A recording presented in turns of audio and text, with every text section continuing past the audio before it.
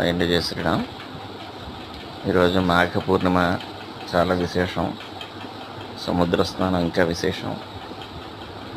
అందుచేత కాకినాడ స్నానానికి వెళ్ళాం, సముద్ర స్నానానికి. అలాగే ద్రాక్షారామం, సామర్లకోట, కోటిపల్లి అంటారు, దాని పేరు కోటిపల్లి.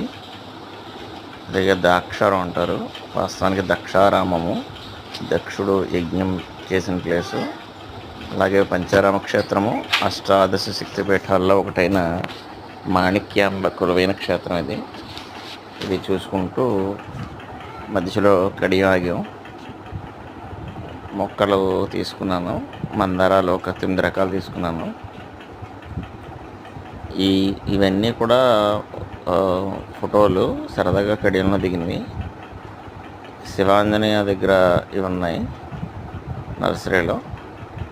ఇది ఒక్కొక్కటి 1,00,000 నుంచి 4 లక్షలు కూడా పలుకుతుంటాం మొక్క.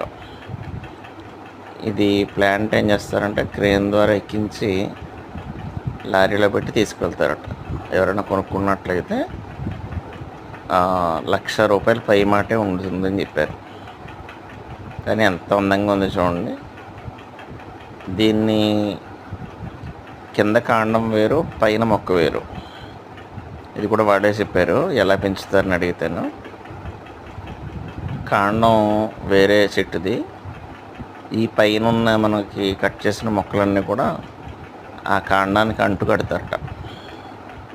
అలా కట్టి దాన్ని క్రాప్ చేస్తారు. చాలా బాగుంది చూడండి.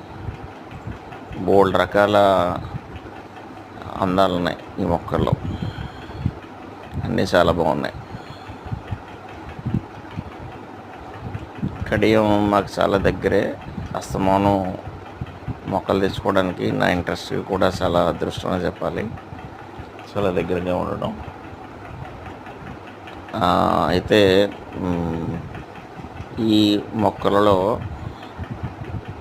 ఎక్కువ పేరు ఈ శివాంజనేయ నర్సరీకి ఉంది. కారణం ఏంటంటే చాలా రకాలు వీళ్ళ దగ్గర దొరుకుతాయి.